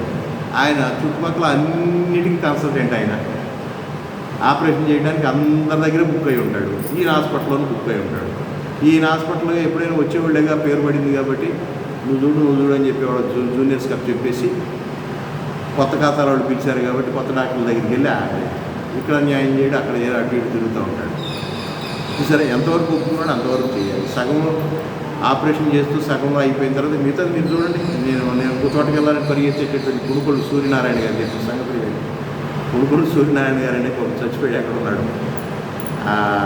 నీలమాల్సం మొట్టమొదటిలో లెఫ్ట్ సైడ్ ఉండేది. ఆయన ప్రాక్టీస్ కనపడేది కాదు, కానీ ఆయన ప్రతి ఒక్కరికి కన్సల్టెంట్ డాక్టర్. గైనకాలజీలో ఎవరైనా డెలివరీ చేయాలంటే ఈయన పిలిచేవాడు. ఎవరికి తెలిసేది కాదు. మత్తిచ్చి పడుకోబెట్టిన తర్వాత సూర్యనారాయణ గారికి ఫోన్ చేసేవాడు. మా సందులో ఉన్నటువంటి లేడీ డాక్టర్ రేణుగా నర్సింగ్లో డెలివరీస్ అన్ని ఈయన చేసేవాడు. స్విచెస్ చేయాలన్నా అన్నిటికీ ఈయన వెళ్ళేవాడు. సో ఇక్కడ అక్కడ తెగ తిరుగుతూ ఉండేవాడు. ఆయనకి ఓన్ ప్రాక్టీస్ తక్కువగా ఉండేది. ఆయన చెప్పేటువంటి మాట, దేనికి న్యాయం చేయలేము, దేనికి న్యాయం. తర్వాత ఒక దశకు వచ్చిన తర్వాత ఆయన్ని మానేసుకున్నాడు అనమాట. అట్లాగా తన ధర్మం తన దగ్గరికి వచ్చిన వాడికి నీట్గా చేసి ముందు తర్వాత కదా ఇంకోటి టేకప్ చేయాల్సింది. అట్లా 4 పడవల మీద కాలేసినటువంటి డాక్టర్లు ఎవరికి న్యాయం చేయలేక ఇప్పుడు కార్పొరేట్ సెక్టార్లో అంతా అంతే. కార్పొరేట్ కల్చర్ అంతా ఎలా తయారైందంటే బాగా చదువుకున్న గోల్డ్ మెడలిస్ట్ని ఒకరిని మాట్లాడుకుంటారు. మా హాస్పిటల్లో ఆపరేషన్ టైంలో నీకు ఫోన్ చేస్తాం. అట్లాగే ఇతర హాస్పిటల్లో కూడా ఈయన బుక్ అయి ఉంటాడు. అక్కడొగ్గంతు ఏ పేషెంట్ మీద ఆయన పూర్తి అవగాహన. నాగార్జున హాస్పిటల్లో స్వయంగా నేను మా తండ్రిని జాయిన్ చేసినప్పుడు అనుభవమైనటువంటి పాఠం ఏంట్రా అంటే, అప్పటికి మన ఆడిటర్ పూర్ణచంద్ర గారు అల్లుడు ప్రశాంత్ కుమార్ అని చెప్పేసి యూరాలజిస్ట్. అప్పట్లో యూరాలజిస్ట్ అంటే పెద్ద గొప్ప. ఆయన ఈ చుట్టుపక్కల ఉన్న హాస్పిటల్ అందరికీ ఆయనే విజిటింగ్ డాక్టర్. చూసారా, ఆయన ఇక్కడ 10 నిమిషాలు వచ్చి చూసేటప్పుడు ఇంకో చోట నుంచి ఇంకో ఫోన్ వచ్చేది, అక్కడ పరిగెత్తేవాడు, అక్కడి నుంచి అట్లా పరిగెత్తేవాడు. డాక్టర్ మంచివాడే, గోల్డ్ మెడలిస్టు అనుకున్నంత వరకు చేయగలుగుతాడు. కానీ పూర్తి స్థాయిలో ఒక పేషెంట్ మీద అతను న్యాయం చేసే పరిస్థితులు లేవు. అప్పుడు ధర్మం చేసినట్ట అధర్మం చేసినట్ట. ఆయన ఇన్ని వేల రూపాయలు ఇక్కడ తీసుకున్నాడు, అన్ని వేల రూపాయలు అక్కడ తీసుకున్నాడు, అన్ని వేల రూపాయలు. కానీ వీళ్ళందరికీ పేషెంట్కి న్యాయం చేయలేనటువంటి స్థితికి నెట్టివేయబడ్డాడు కార్పొరేషన్ సైడ్. ఇవాళ కార్పొరేట్ హాస్పిటల్స్లో జరుగుతున్నటువంటి పెద్ద మాయాచితం. అక్కడ రెసిడెంట్ డాక్టర్ ఒకడే ఉంటాడు. కోట్ల రూపాయలు పెట్టి కట్టి ఆ భార్య భర్తలు ఇద్దరు ఈ మిగతా వాళ్ళందరూ ఎంగేజ్ చేసుకుంటారు. ఆ టైంకి ఆ స్పెషలిస్ట్ని పిలిపిస్తారు. చూసారా, అందుకని ఇప్పుడు హాస్పిటల్లో ఇప్పుడు హార్ట్ సర్జరీ కోసం వెళ్తే సరైన హార్ట్ సర్జరీ హాస్పిటల్ ఓనర్ గారు సర్జనా లేకపోతే విజిటింగ్ ప్రొఫెసర్ని ఏమన్నా పిలుస్తాడా? ఇవన్నీ కూడా చూసుకోవాల్సిన పరిస్థితి. ఏదో డబ్బులు కట్టేస్తున్నాం అని కాదు, అంత దారుణమైనటువంటి వ్యవస్థ. మీరు ఏ బోర్డు చూసినా కొన్ని 100 మంది డాక్టర్లు బోర్డులు కనపడతాయి. వీళ్ళందరూ ఎక్కడ ఉన్నారో అంటే ఆ టైంకి ఫోన్ చేస్తే వస్తారు. టాపీ మేస్త్రి ఇల్లు కడుతూ ఉండగానే ప్లంబర్ పరిగెత్తుకొస్తాడు, ఎలక్ట్రీషియన్ పరిగెత్తుకొస్తాడు. ఏమన్నా మేస్త్రి గారు ఓనర్ గారికి చెప్పండి నేను ప్లంబరింగ్ వర్క్ చేస్తాను. టైల్స్ లోడ్ పరిగెత్తుకొస్తాడు, పెయింట్ లోడ్ పరిగెత్తుకొస్తాడు. ఎవరి దగ్గరికి? ఆ టాపీ మేస్త్రి దగ్గరికి. వాడేం చెబుతాడు, అబ్బో వీళ్ళందరూ మనకు తెలుసండి, మనం ఎక్కడ కట్టినా వెళ్ళుకొని కట్టిస్తామండి అని అంటాడు. అట్లా అయిపోయింది. సరే, ఎక్స్పెక్టెన్సీ ఉన్నా కూడా రైట్ వేలో అతను చేయగలిగినటువంటి కర్మ అతను చేయకోకుండా ఎక్స్ట్రాలు పెట్టుకుని చేసేటటువంటి వాడు కూడా మనకు ధర్మంగానే కనపడుతూ ఉంటాయి. ఇది ధర్మం సరిగ్గా మనం నిర్వర్తించుకున్నామా లేదా? ఇట్లాంటివన్నీ చూస్తే సమాజంలో మనకి చాలా ధర్మం ఏంటో. సరే, ధర్మాన్ని ఇప్పుడు ఇంకో ధర్మానికి ఇంకొక ఎబ్రివేషన్, భర్తృహరి అనేటటువంటి ఆయన ఒక ఎబ్రివేషన్ చెప్పాడు. ఒరులేవి వనరించిన నరవర అప్రియము తానొరులకు అభిషేకునికి పరాయణం పరమధర్మ పదములకెళ్ళనని ఒక సంస్కృతంలో చెప్పాడు. ఏమంటాడు? ధర్మం అంటే ఏం లేదు సార్, నీకెవరైనా కీడు చేశాడు అనుకోండి, మరలా ఒక సందర్భంలో నువ్వు కీడు చేయవలసినటువంటి సందర్భం, అతనికి నువ్వు కీడు చేయవలసినటువంటి పరిస్థితి వచ్చినాయి అనుకోండి, అప్పుడు నువ్వు క్షమించి వదిలేయటమే నీ ధర్మము. అంటే ఇతరులు నీకు కీడు చేసినా కూడా ఆ కీడుని వాడిని క్షమించి వదిలేసి వాడికి మేలు చేయటమే ధర్మము అనేటటువంటి. భగవాన్ సత్యసాయి బాబా ఏం చెప్పారంటే సింపుల్గా, ఎవడికి ఎలాట్ చేసినటువంటి పని వాడు కరెక్ట్గా చేయటమే ధర్మం అన్నట్టు. ఇందాక మనం చెప్పుకున్న ఉదాహరణలో టీచర్ ఉద్యోగం టీచర్ కరెక్ట్ చేయి, గృహిణిగా ఉన్నావు గృహిణి డ్యూటీ గృహిణి చేయి. నీ పిల్లలు నువ్వు శుభ్రంగా చక్కగా వాళ్ళు వండి పెట్టి వాళ్ళకి తీర్చిదిద్ది వాళ్ళని ఏది జిజియాబాయి లాగా, వీర శివాజీ లాగాను, లేకపోతే కస్తూర్బాయి గాంధీ మహాత్ముడిలాగాను వాళ్ళ తల్లిగారు చేసినట్టుగా ఆ పనిలో నువ్వు అయ్యో నేను బిఎస్సీ చదివాను, బీఈడీ చదివాను, నేను ఏమీ చేయలేకపోతున్నాను, అందరూ బ్యాగ్ వేసుకుని పొద్దున్నే డబ్బాలో కొంచెం అన్నం వేసుకుని వెళ్ళిపోతూ ఉన్నారు, నేనేమీ చేయలేకపోతున్నాను. నువ్వు చేయడానికి గృహిణిగా పోవడం. గృహిణి అంటే కేవలం ఏమనుకుంటున్నారంటే వంటలు వండడం, ఇల్లు ఓడటమే అనుకుంటారు. కాదు, అసలు డ్యూటీ పిల్లల్ని తీర్చిదిద్దేదంతా కూడా గృహిణి. అందుకని ఇవాళ అంతర్జాతీయ మహిళా దినోత్సవం రోజున గృహిణి గురించి వచ్చింది.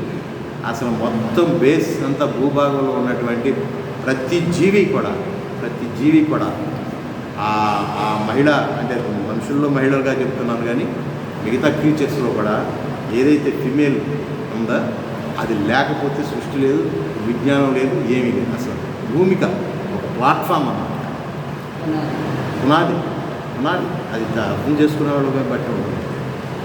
సరే, మీరు వ్యవసాయ రంగం తీసుకున్నా కూడా 50% అండ్ అబోవ్ మహిళలు కష్టపడితేనే మనం ఇవాళ అన్నం తింటున్నాను. నేను రైతుని చెప్పి పైన చక్కగా గుడ్డేసుకుని తలవట చుట్టుకుని మగ రైతు బయటకు వస్తున్నాడు. కానీ అసలు ఊడు పూడ్చేది ఎవడు? మొట్టమొదటి ఊడు పూడ్చేది ఎవరు? మగవాళ్ళు ఊడవట్ల, ఆడవాళ్ళే ఊడుతున్నారు. ఇప్పుడంటే కూలీలు దొరికి బీహార్ నుంచి వచ్చి కూలీలు మగవాళ్ళు కూడా ఊడుతున్నారు. కానీ ఊడు పట్టే 100% లేడీస్ ఉండాల్సిందే, అవునా కదా? కోత కోసేది లేడీస్, చివరికి కుప్ప నూర్చుకునేది మేము. అన్నీ మీరు పండించిన తర్వాత నూర్చుకుంటారు కదా. అంటే వ్యవసాయంలో 50% అబోవ్ పార్టిసిపేషన్ అసలు లేడీ లేకుండా ఎలా జరుగుతుంది?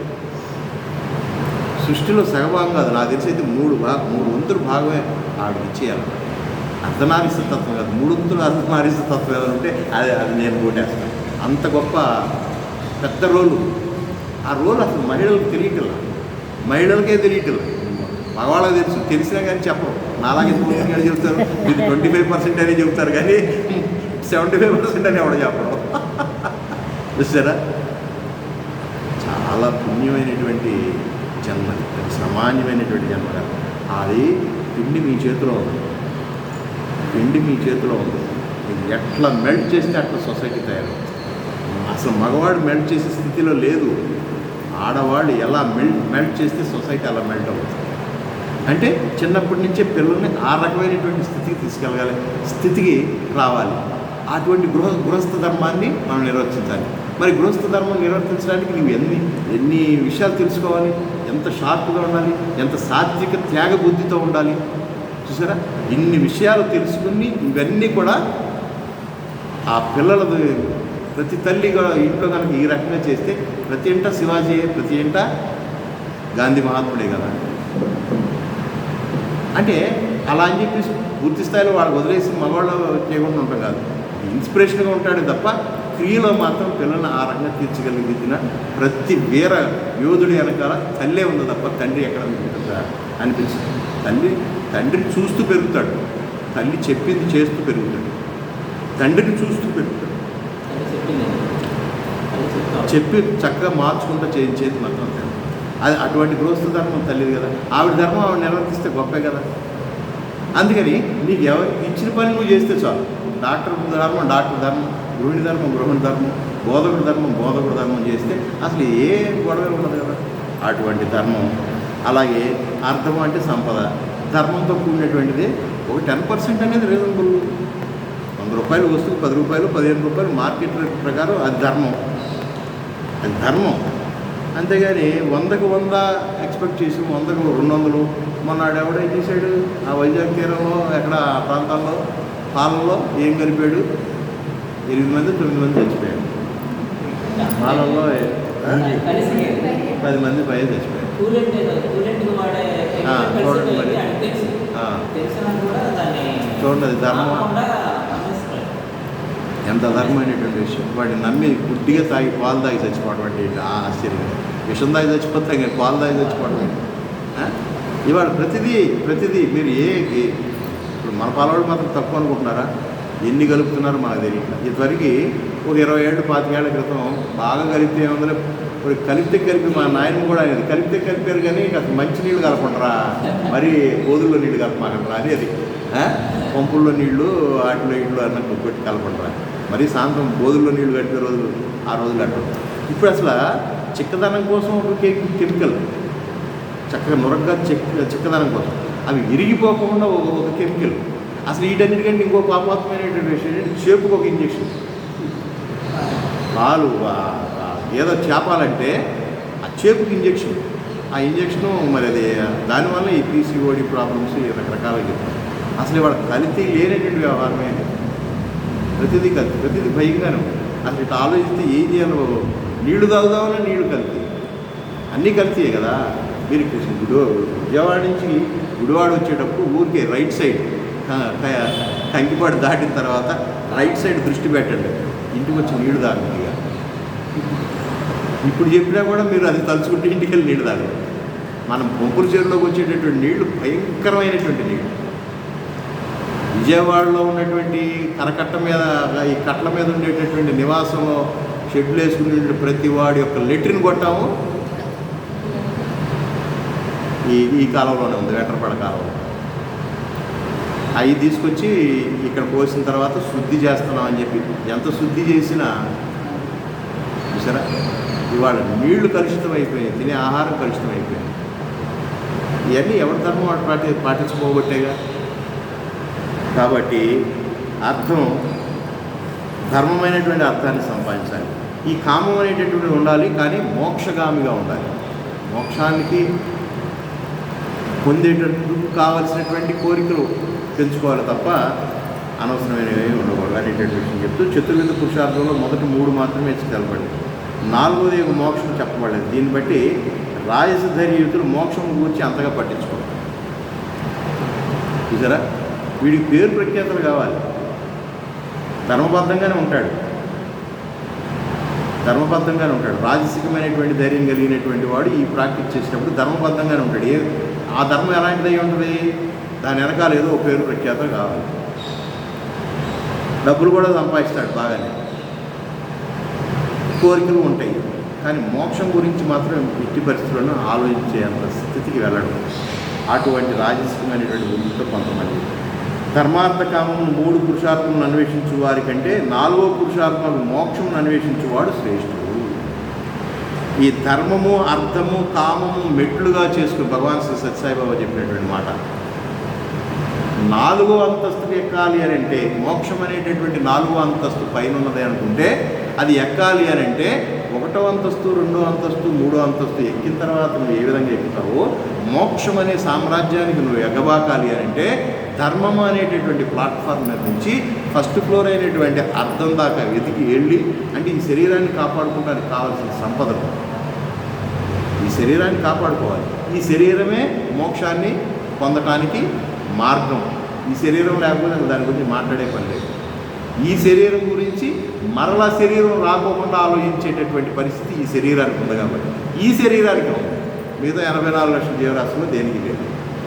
అందుకని ఈ శరీరాన్ని కాపాడుకోవడానికి సరిపడా ధర్మబద్ధమైనటువంటి అర్థం అనేటటువంటి 2వ అంతస్తులోకి వెళ్ళి అక్కడి నుంచి కామము అంటే మోక్షానికి సంబంధించినటువంటి కోరికలను పెంచుకుని 3వ ఫ్లోర్కి వెళ్ళి ఈ 3 మెట్టులు దాటం ద్వారా 4వ మెట్టు అయినటువంటి మోక్ష మార్గానికి వెళ్ళాలి. అందుకు ఆ విధమైన ధర్మ అర్థ కామాలని మోక్షానికి హేతువులుగా చేసుకోవాలనేటువంటి మాట చెప్తారు కదా. అట్లాగే రాజసిక ధైర్యం ఏంటంటే, ఏ ధైర్యం చే మనుషుడు ఫలాపేక్ష గలవాడై ధర్మార్థ కామములు మిగులు ఆసక్తితో చేస్తున్నాడు, దాన్ని రాజసిక ధైర్యం.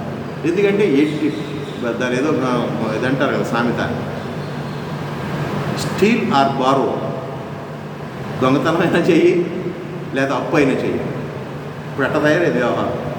నా లగ్జరీస్ మాత్రం నేను తగ్గించుకోవాలి. నేను క్రెటా కారులో తిరగాలి, లేకపోతే ఇంకో పెద్ద కారులో తిరగాలి, జనాలందరినీ ముంచేయాలి. లేదా అప్పు అయినా చేస్తాను, లేదా దొంగతనమైనా చేస్తాను. కానీ నా సౌకర్యాలు మాత్రం నేను రాజీ పడను. ఎంతమంది కనపడతారు తెలిసి ఇలాంటి వాళ్ళు? అన్నీ ఉండి అణిగిమణిగి చాలా జాగ్రత్తగా మనం కనపడతాము. ఇంతకంటే విచ్చలవిడితనంగా కనపడేవాళ్ళు పరిస్థితులు చూస్తూ ఉంటాం. ఏమీ ఉండదు వాడి దగ్గర, కానీ ఎన్ని రకాలైన వైభోగాలు పోతూ ఉంటారు. ఏమిట్రా అంటే ఎవడు ముంచిన డబ్బు అన్నా ఉంటుంది, లేకపోతే ఎవడు ముంచడానికి వేసిన ప్లాన్ అన్న వాడి చేతుల్లో. దేనికి తగ్గదు. ఏంటంటే రాజసికమైనటువంటి బుద్ధులు ఇవన్నీ, అవి పనికిరాదు. ఎందుకు? వాడికి ఫలాపేక్ష మెయిన్గా ఉంటుంది. అది కూడా భౌతికమైనటువంటి ఫలాపేక్ష. భౌతికమైనటువంటి ఫలాపేక్ష పొందాలి అనుకున్న వాడి యొక్క ధైర్యాన్ని ధైర్యంగా చెప్పవద్దు. దానిలో త్యాగబుద్ధి లేదు. దానిలో వాడి సొంతానికి కావాల్సినటువంటి ఫలాన్ని పొందేటటువంటి హిడెన్ ఎజెండా ఉంది. కనపడనటువంటి ఒక ఎజెండా పెట్టుకుని చేస్తున్నాడు. వాడిని ధైర్యవంతుడు అంటే మన పప్పులో కాలేసినట్టే. ఇంత ధైర్యం అంటే ఇంతమందిలో ఈ రకంగా స్పీచ్ ఇవ్వగలిగాడు అని అంటే అప్పటికప్పుడు పట్టుకుని ఆ స్టేజ్ మీద అవమానమైనా చేయొచ్చు, లేదా తోసి పారేసే ఈ మాటలు చెప్పమాకు అని చెప్పి కూడా తోసేయచ్చు. ఆనాడు వివేకానందుడు న్యూయార్క్లో ఇచ్చినటువంటి సభలో ఇచ్చినటువంటి అప్పటి వరకు తెలియనటువంటి జ్ఞానం అది. వీడు పిచ్చోడని ముద్రేసి మనం చేయగలిగేదే లేదు. ఒక పావు గంటలో ఆయన మాట్లాడిన మాటలకి అసలు అట్టుడికిపోయిందనమాట. ఎంత ధైర్యం కావాలో తెలుసండి. అది ఒక క్రిస్టియన్ కంట్రీ వెళ్ళి, క్రిస్టియన్ కంట్రీలో ప్రపంచంలో ఉన్నటువంటి అందరి మేధావులంతా ఆనాటికి అక్కడ చేరారు మతానికి సంబంధించినటువంటి విషయాలు మాట్లాడటానికి. ఆ వెళ్ళిన వాళ్ళలో ఒకే ఒక్క హిందువు. మనం ఎక్కడికి వెళ్తే ఆ యాశాలు వేయాలన్నట్టుగా నువ్వు కనుక రోమ్ సందర్శిస్తే if you are the visitor of Rome you must be a Rome అని చెప్పి అంటారు కదా. అక్కడ రోమం లాగా ఉండాలి. అదేం పాటించాలి ఆయన. ఇండియన్ లాగా కట్టుబొట్టు కట్టుకుని వెళ్ళాడు. కాషాయంబర్ వెళ్ళాడు. ఎంత ధైర్యం కావాలి. వాళ్ళందరూ సూటు కోటు వేసుకుని మామూలుగా వాళ్ళ మత ఆచారాల ప్రకారం కూడా వాళ్ళంతా టక్ చేసుకుని ఉంటారు కదా. నన్ను వేరుగా చూస్తారేమన్న భావన కూడా లేదు. సరే, అక్కడికి వెళ్ళినటువంటి ఆయన స్పీచ్ వీళ్ళందరికీ విరుద్ధంగా ఉంది. వాళ్ళంతా లౌకికమైనటువంటి విషయాల కోసం దేవుణ్ణి ఆరాధన చేసే పద్ధతిలో ఉన్నాయి వాళ్ళవన్నీ. కానీ ఈయన చెప్పినటువంటి స్పీచ్లో అసలు శరీరానికి సంబంధించినవి ఉండవు, మతాల అంతరాలు ఉండవు, ఆత్మకు సంబంధించినటువంటి విషయం చెప్పుకొచ్చాడు. సరే, ఎంత ధైర్యం కావాలి అది. కాబట్టి అటువంటి ధైర్యం కావాలి. కానీ రాజసింహ అదే పేరు ప్రఖ్యాతుల కోసం అయితే అక్కడికి వెళ్ళినాడు. ఏం చేసేవాడు అంటే ఆ క్రిస్టియన్ మతాన్ని కూడేవాడు. ఒక ఇండియన్ సన్యాసి, ఒక కాషాయాంబరధారుడై ఉండి సనాతన ధర్మాన్ని పాటించేవాడు ఇప్పుడు క్రిస్టియానిటీ గురించి గొప్పగా మాట్లాడుతున్నాడు అని చెప్పేసి ఆయనకి వేల దండాలు పెడతారనుకుని కనుక ముందుగానే అనుకుని ఉంటే అట్లా మాట్లాడి ఉండేవాడు. చూసారా, ఆయన అట్లా అనుకోవాలి. ఆయన చెప్పదలుచుకుందేదో చెప్పాడు. ప్రపంచానికి అర్థమైంది కాబట్టి ఆయన్ని మళ్ళీ నెత్తిన పెట్టి పూజించుకున్నారు. ఆ దేశంలో ఆయన ఉండటానికి తిరగటానికి కావాల్సినటువంటి సౌకర్యాలన్నీ వాళ్ళే ఏర్పరిచారు. ప్రపంచ దేశాల్లో వివేకానందుడు గురించి ఇవాళ చాలా పెద్ద చర్చల్లో ఆయన మాట్లాడుకోకుండా సభ జరగదు. అంత గొప్ప ఫిలాసఫీ. అది అర్థం చేసుకునే విధంగా చెప్పగలిగాడు. ఆయన చూసి ముచ్చటపడి పెళ్లి చేసుకోవాలని అంత చాలా అందగాడు. ఆయన కూడా హార్డ్లీ 35-36 ఏళ్ళు బతికినట్టున్నాడు. ఎక్కువ కాలం మాత్రం. చాలా ఉప్పు లాంటి మనిషి, చాలా చూడటానికే మంచి అందగాడు. నిన్ను పెళ్లి చేసుకుంటానని చెప్పి ఒక బ్రిటన్తో యువతి ఎమ్మట పడతా ఉండేది. ఏంటమ్మా ఎందుకని నన్ను అట్లా ఇష్టపడుతున్నావు? నీతో కలిసి నీలాంటి బిడ్డని ఎక్కించాలి అని, నా కడుపుని నీలాంటి బిడ్డ నాకు కావాలి అని అంటే అప్పుడు ఆయన అంటాడు, నన్నే బిడ్డగా చేసుకోండి మరండి సార్, నన్నే బిడ్డగా చేసుకో, మళ్ళీ నువ్వు గర్భం ధరించడం ఎందుకు, పుట్టించడం ఎందుకు, ఆ బిడ్డ వచ్చేవారు వెయిటింగ్ ఎందుకు, నేనే నీ బిడ్డ అనుకోవాలి. ఒక్కసారి డంగ్ అయిపోయింది. నువ్వు ఈ శరీరాన్ని ప్రేమిస్తున్నావు తల్లి, నువ్వు ప్రేమించవలసిన శరీరాన్ని కాదు, ఆత్మ సహోదరులమ్మ, నా ఆత్మ నీ ఆత్మ ఒకటే. అంతే తప్ప నువ్వు శరీరాన్ని చూసి మోజుపడి నాలాంటి పిల్లవాడిని నీతో కలిసి కనాలని ఉంది, నీలాంటి పిల్లవాడు నా ఒళ్ళో ఉండాలి, నేనే పిల్లవాడు నీ ఒళ్ళోకి వచ్చేస్తున్నాను, నువ్వే నా కన్న తల్లి అని అంటే అప్పుడు ఆయన ఫిలాసఫీ అర్థమయ్యి ఆ ఊరిలో ప్రథమ శిష్యురాలుగా తయారయ్యి ఆవిడ జీవిత పర్యంతం కూడా వివేకానందకి సేవలు చేస్తూ బ్రతికినటువంటి ఫిలాసఫీ. ఒక మనిషికి ఎన్నిసార్లు చెప్పారు తత్వం ఫిలాసఫీ అర్థమయ్యేటట్టు కనుక చెప్తే మార్పు అనేటటువంటి కొన్ని వేల మంది, కొన్ని పెద్ద పెద్ద రీజియన్స్, ప్రాంతాలే మారిపోతాయి. ఎన్ని ట్రైనింగ్ క్లాసులు ఇచ్చినా కుదరనటువంటి విషయం ఒక్కొక్క ఫిలాసఫీలో ఒక్కొక్క బలం ఉంటుంది. చూసారా, ఆవిడ ప్రచారం చేస్తే న్యూయార్క్ సిటీలో ఉన్నటువంటి యువకులంతా, ఆవిడ మంచి యంగ్స్టర్, యువకులంతా పెద్ద ఫోరంగా ఏర్పడి ఆయనకి దాసోహం అంటూ ఆయన బ్రతికినంతకాలం కూడా యూరోపియన్ కంట్రీస్లో ఉన్నటువంటి మహిళా వింగ్ ఒక సపరేట్గా వివేకానందుని ఫాలో అయ్యింది. ఆయన ఫిలాసఫీ చాలా గొప్పదండి, అర్థం చేసుకుంటూనే ఉంటుంది. అలాగే కృష్ణతత్వాన్ని అర్థం చేసుకోవాలి మనం. కృష్ణుడు ఎందుకని ఎంత వండి వాచి పెట్టినట్టు చెప్తున్నాడు, తల్లి పిల్లవాడు పెట్టినట్టుగా ఎంత గోరు ముద్దతో చెప్తున్నాడు చూడండి. ధైర్యం గురించి 3 రకాల ధైర్యాలు ఉంటాయని మనకు అసలు ఎప్పుడైనా ఎక్స్పెక్ట్ చేసామా? సాత్విక ధైర్యం గురించి మనం ఉదాహరణ చెప్తే చెలించిపోయాం కదా. కార్గిల్ యోధుల గురించి అని గాంధీ మహాత్ముల యొక్క సాత్విక ధైర్యం చూసారా. అట్లాగా ముందు మనం ఏదైనా విషయంలో తెలియటప్పుడు తత్వం, ఆయన తత్వం ఏంటి, ఆయన ఏం చెప్పదలుచుకున్నాడు అనే దాని గురించి మనం ఎప్పుడు అరులు చేస్తూ ఉండాలి. అట్లాగా ఇక్కడ ఇటువంటి రాజసికమైనటువంటి ధైర్యాన్ని కూడా మనం ధైర్యంగానే పరిగణిస్తూ ఉంటాము. చూసారా, రాజసిక ధైర్యంలో కొంత హిడెన్ ఎజెండా ఉంది, సాత్విక ధైర్యంలో హిడెన్ ఎజెండా లేదు. సాత్విక ధైర్యంలో త్యాగబుద్ధి ఉన్నది, రాజసిక దానిలో త్యాగబుద్ధి ఉన్నట్టుగా కనపడుతుంది కానీ చివరికి ప్రతిఫలాన్ని ఆశిస్తూ ఉంటుంది. దాన్ని కూడా మనం ధైర్యవంతుడు అన్నాము అని అంటే మనం పప్పులో కాలేసినట్టే. చూడండి, స్పిరిచువాలిటీలో ఇన్ని ట్రిక్స్ ఉన్నాయా? ఆధ్యాత్మిక అంటే ఆషామాషి కాదు, ఎంటర్టైన్మెంట్ ప్రోగ్రామ్ కాదు. ఎంత సీరియస్ సబ్జెక్ట్ అంటే అంత సీరియస్ సబ్జెక్ట్. మోసపోయేది ఇక్కడే. ఈ తత్వం కనుక మనకు అర్థం కాకపోతే గుంపులో గోవిందేలాగా గోవింద కొట్టుకుంటూ వెళ్తుంటాం. గోవింద కొట్టడం నేను నేరం అంటలేదు, విగ్రహాలను నేను నేరం అంటలేదు, నేను వాటికి చేస్తాను, కానీ తత్వం అర్థం కాదు. కాబట్టి ఇక తామస ధైర్యం ఉంది. ధైర్యంలో 3 రకాలైనటువంటి ధైర్యాల గురించి చెప్తూ సాత్విక ధైర్యం గురించి మాట్లాడుకున్నాం. సాత్విక ధైర్యము ఏ ఫలాపేక్ష ఆశించదు, అది త్యాగబుద్ధితో ఉంటుంది. ఉదాహరణకి ఉప్పు సత్యాగ్రహం చేసిన రోజున సాత్వికమైనటువంటి ధైర్యాన్ని ప్రదర్శించి ఉప్పు సత్యాగ్రహం రోజున గాంధీ మహాత్ముడు అహ్మదాబాద్ నగరంలో మరి ఉప్పు తయారు చేయడానికి వెళ్ళినప్పుడు ఆయన ఎన్ని గుర్రాలతో తొక్కించినా, ఎంతమంది పోలీసులు కొట్టినా కూడా ఆ సబర్మతి ఆశ్రమం దగ్గర నుంచి అక్కడ ఉన్నటువంటి సముద్ర తీర ప్రాంతం 25-27 కిలోమీటర్ల దూరం కూడా కన్ను తింటూనే వెళ్ళాడు. చివరికి ఉప్పు తయారు చేసి, ఇదిగో నా దేశ ప్రజలకు ఉప్పు తయారు చేశానని చెప్పి చూపెట్టాడు. దట్ ఈస్ కాల్డ్ సాత్వికమైనటువంటి ధైర్యము. ఆ ధైర్యంలో ఎటువంటి ఫలాపేక్ష లేదు. ఫలాపేక్ష లేదు కాబట్టి అంత ధైర్యం వచ్చింది. ఫలాపేక్ష ఉంది అనుకుంటే, ఫలాపేక్ష ఎప్పుడైతే నేను చేసిన దానికి రిజల్ట్ రావాలి అనుకున్నాడో అప్పుడు దానిలో సుఖదుఖాల గురించి ఆలోచిస్తాడు. ఎప్పుడైతే సుఖదుఖాల గురించి ఆలోచించాడో వాడు అంత పూర్తి స్థాయిలో ధైర్యాన్ని ప్రకటించలేడు. ఎందుకు? వాడి హిడెన్ ఎజెండా ఏంటి?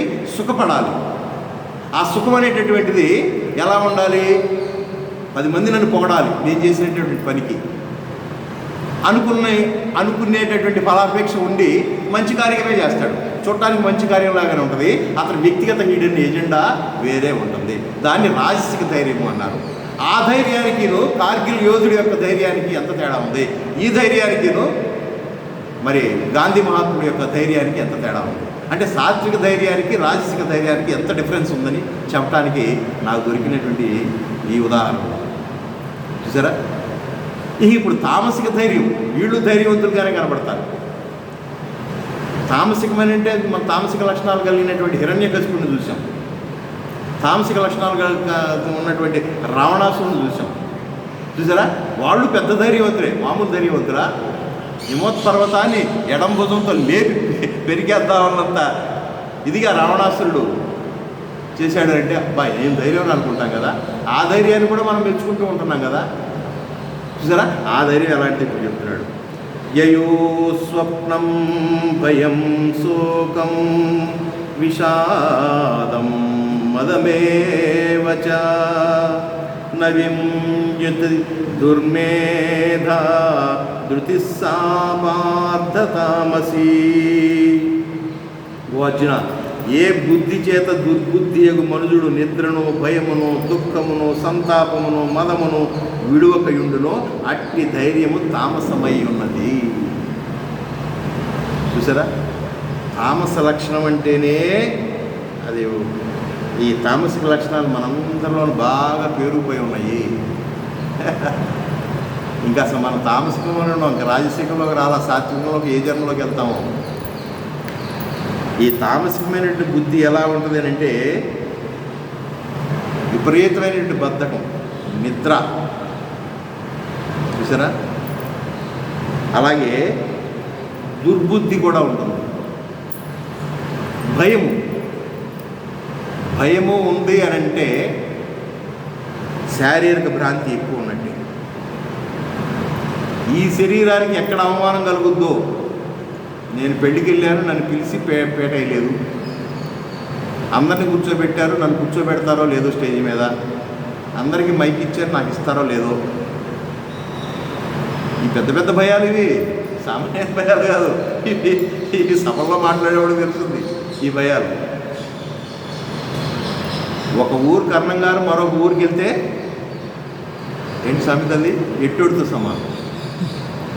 ఈ ఊరు కర్ణంగారు, ఈ ఊరు గొప్ప. తెలియని ఊరు అనంతపురం జిల్లాలో నేను వెళ్ళి అక్కడ నేను కర్ణం అంటే కూర్చో